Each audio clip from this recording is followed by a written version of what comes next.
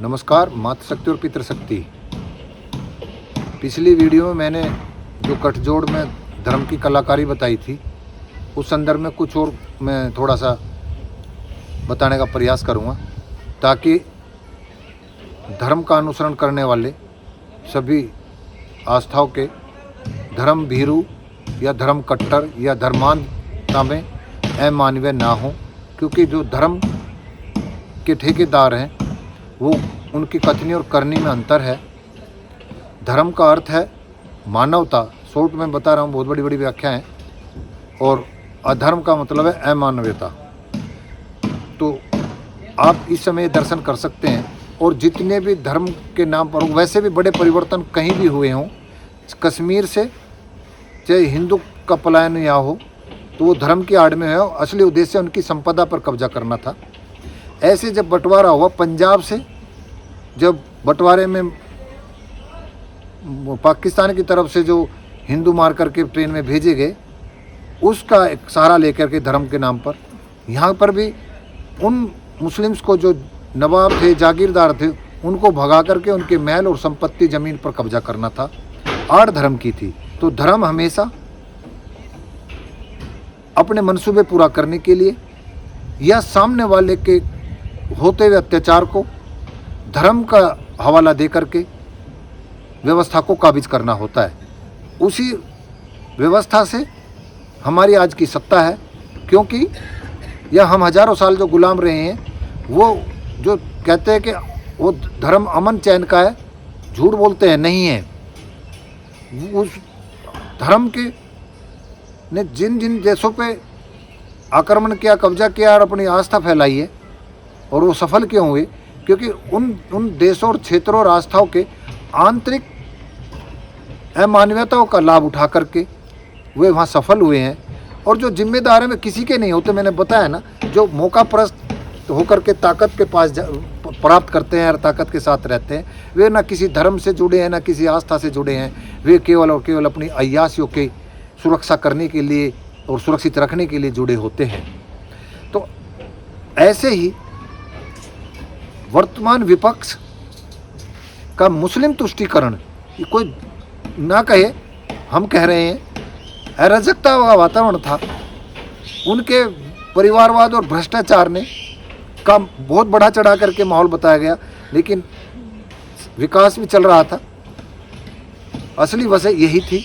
तो उसका लाभ उठा करके अपने उस धर्म में, जिसमें नित्य हजारों साल से शोषण होता आया हो, जातिगत नफरतें फैली हों, छुआछूत फैली हुई हो, उनको मुस्लिमों का डर दिखा करके, और जो सत्य भी था, उससे सत्ता हासिल की गई।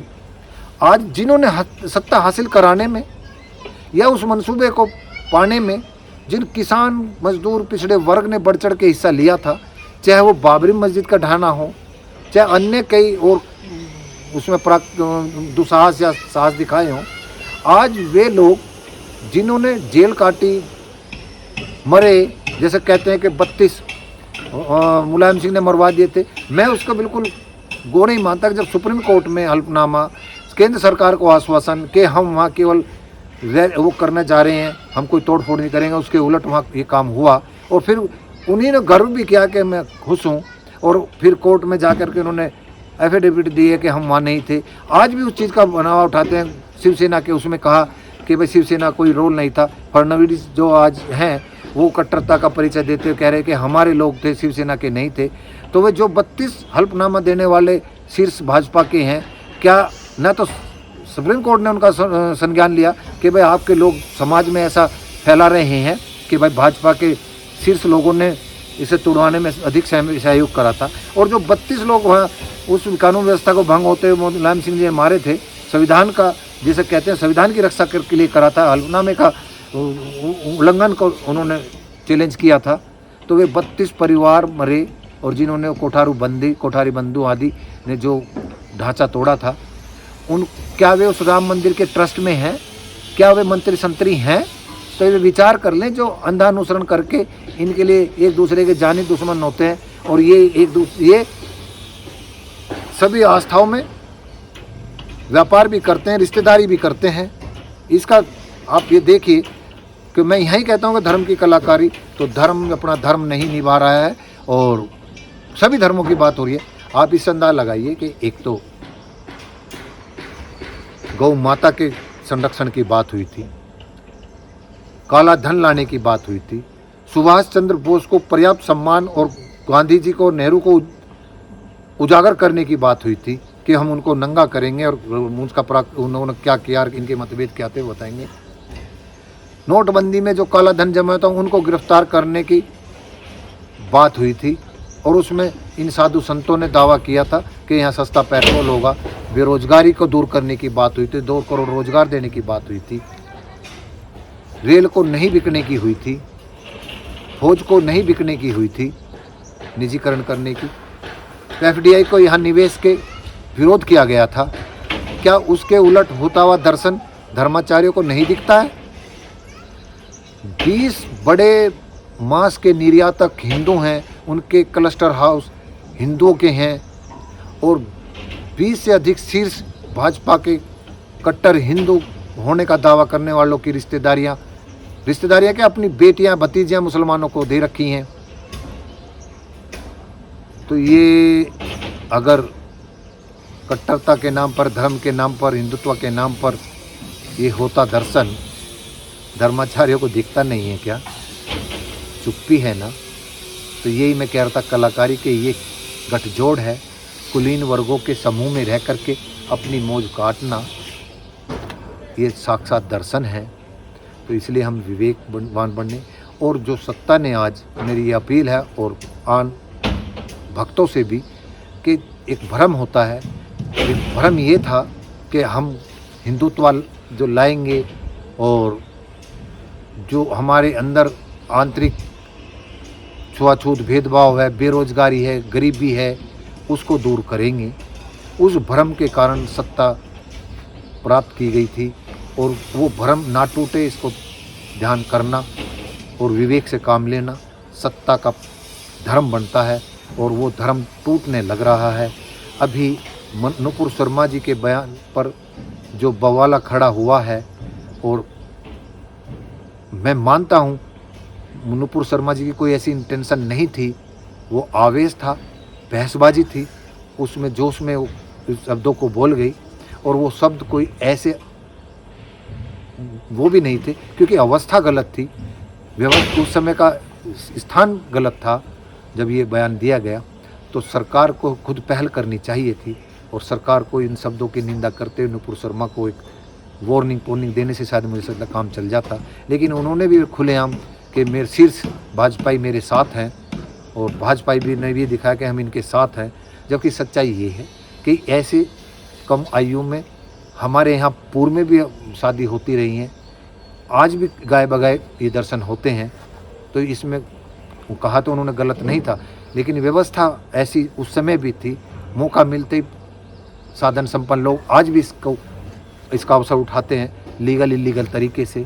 सब यही चाहते हैं कि हमें भी ये सुरा सुंदरी मिलती रहे। तो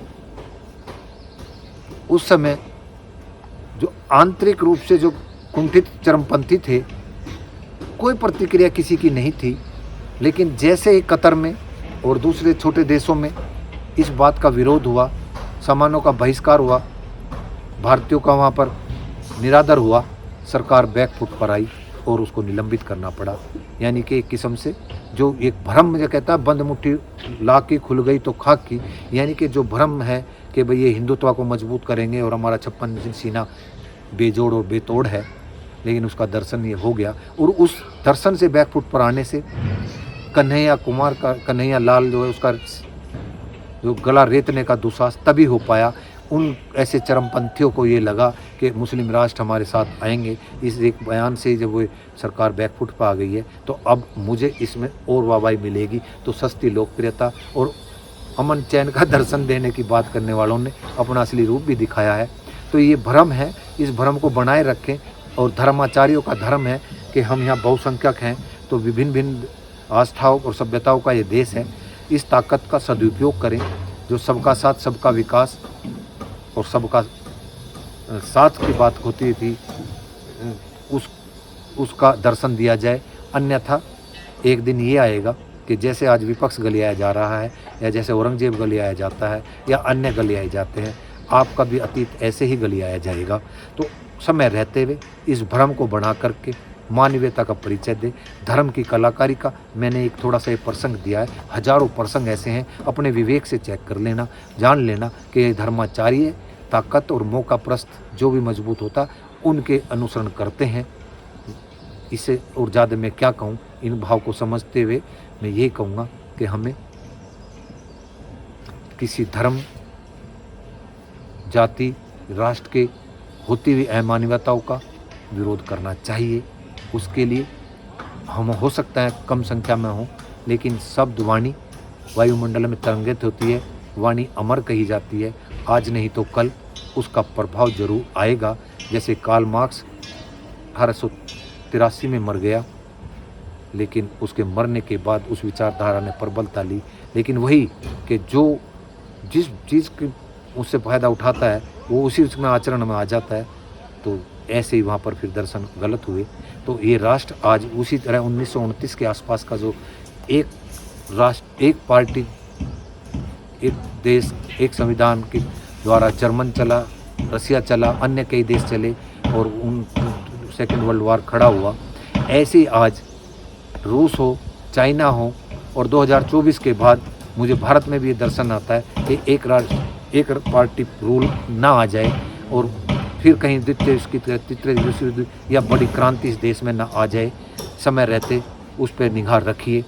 और क्योंकि इनका उद्देश्य मुसलमानों को और जिन्होंने इस शासनों की पुरातन से गद्दियों को हिलाया हो, चुनौती दी हो, परिवर्तन कराए हों, जजिया कर से मुकाबला किया और बदलवाए हों, उन किसान मजदूरों को भी इनके हाशिए पर हैं। कोई मुस्लिम हो, जाट हो, मराठे हों, नायडू हों, रेड्डी हों, यादव हों, तो ये 4-5 लोग इनके हाशिए पे हैं, क्योंकि ये सत्ताओं को चुनौती यही देते हैं और अपमान भी यही झेलते हैं। देश की रक्षा में मरते भी यही हैं, धर्म के लिए भी यही मरते हैं और इनको ये हाशिए पे ले रहे हैं। जिस दिन इन लोगों के दिमाग में और ये बात भर गई कि हमारा जो है इस्तेमाल होकर के करने के बावजूद भी आज हमें हाशिए पे लाया जा रहा है और उनके बैठे हुए मुखिया सत्ताओं में वे चुप्पी साधे हैं, आने वाले समय में यही बड़ा परिवर्तन कराएंगे। नमस्कार।